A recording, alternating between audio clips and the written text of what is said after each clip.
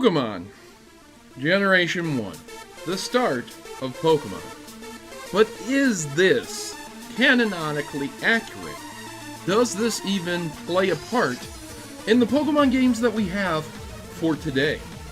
Can this even be referenced as a potential game that can be looked at to answer any possible questions about precursor Pokemon or our current generation?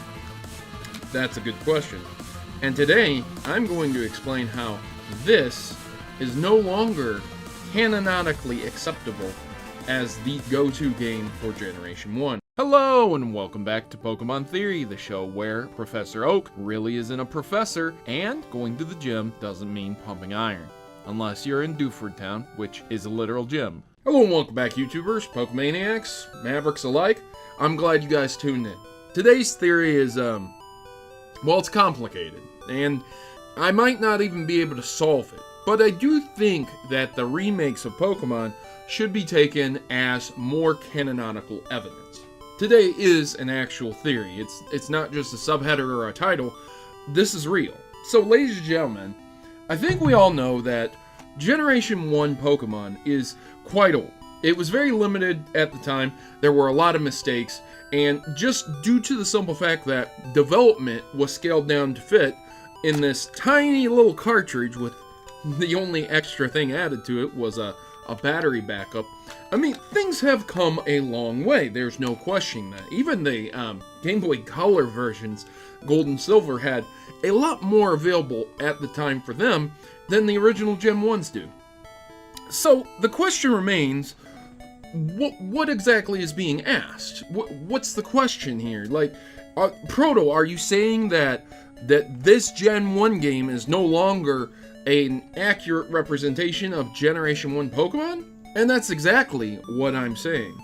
There are a few things to take into account. As we have newer Pokemon entries and newer games that come forward, we ask the questions about timelines, different games, multiple universes, and we get answers from games like Alpha Sapphire and Omega Ruby, where they talk about the potential for multiple wormholes and multiple dimensions and the potential for different universes to exist. The going theory that is most accepted is that there is a timeline split, that at some point in time, Mega Evolution happened and the ultimate weapon was fired in the X and Y universe, and at that point in time, the remakes were introduced and continued down the line into X and Y and possibly potentially Sun and Moon and Ultra Sun and Moon. That is the going and accepted theory.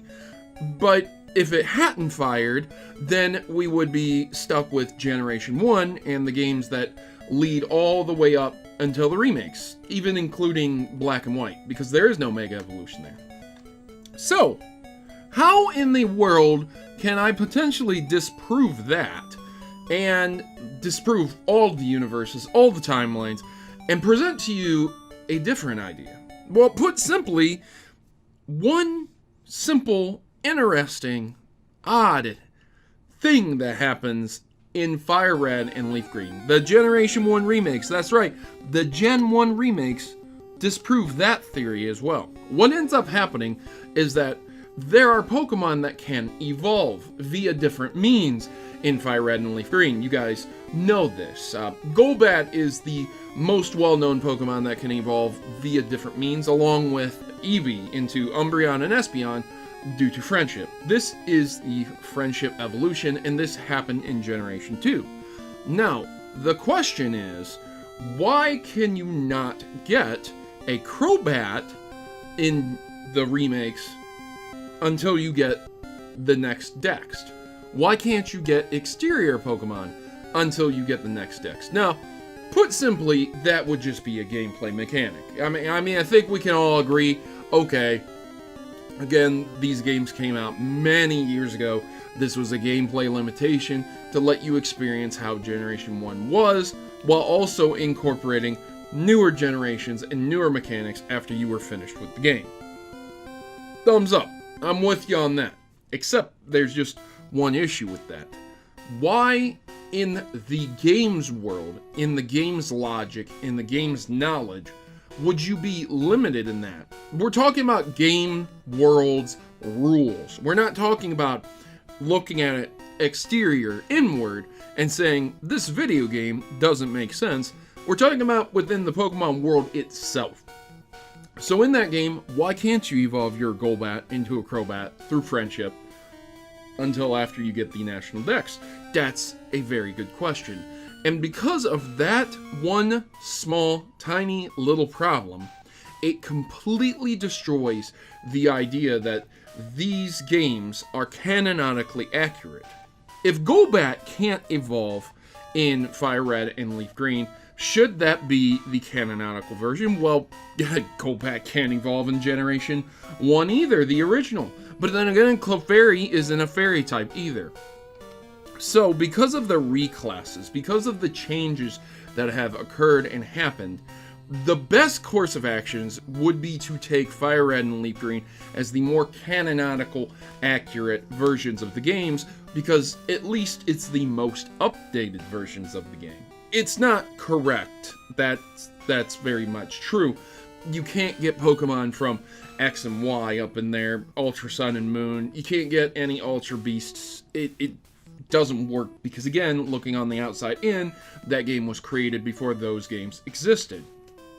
But due to the fact that you literally can't get a Golbat in that game's universe until you beat the game and get a bigger Pokedex, a better Pokedex, that doesn't make sense either. So technically, it shouldn't be the most canonically accepted version of Generation 1, but it is because of the lack of a remake. And maybe, who knows, there might be a remake on the Nintendo Switch of Pokemon Generation 1, or potentially Generation 4, or all the generations eventually, and they might tie them all together with a nice bow, and it would be a great present to us Pokemon fans. But that is where things get turned on their head, ladies and gentlemen, due to the simple fact that if the timeline theory is to be believed, if the Mega Evolution timeline theory, where Mega Evolution did occur and it didn't occur, and this is where we have two parallel universes that just don't line up and don't meet together, then that would kind of explain things and fix everything, but it doesn't. It doesn't, because the original Generation 1 and the remakes have glaring issues and glaring flaws. Therefore, Generation 1, the original 8-bit Game Boy Generation 1 game, should not be taken as canonical evidence, and instead, Fire Red and Leaf Green definitely should, making the remakes more canonically accurate than Generation 1. Even though most people consider the original 8-bit games to be the canonically accepted versions of Pokemon, I am saying right now that I think it would be better to have Fire Red and Leaf Green as the more canonically accepted. That being that Fire Red and Leaf Green lead all the way up to what we have now, which is Ultra Sun and Moon. Now, the reason that this all comes together is due simply in part to the game just not having the ability to catch up and work with the added elements.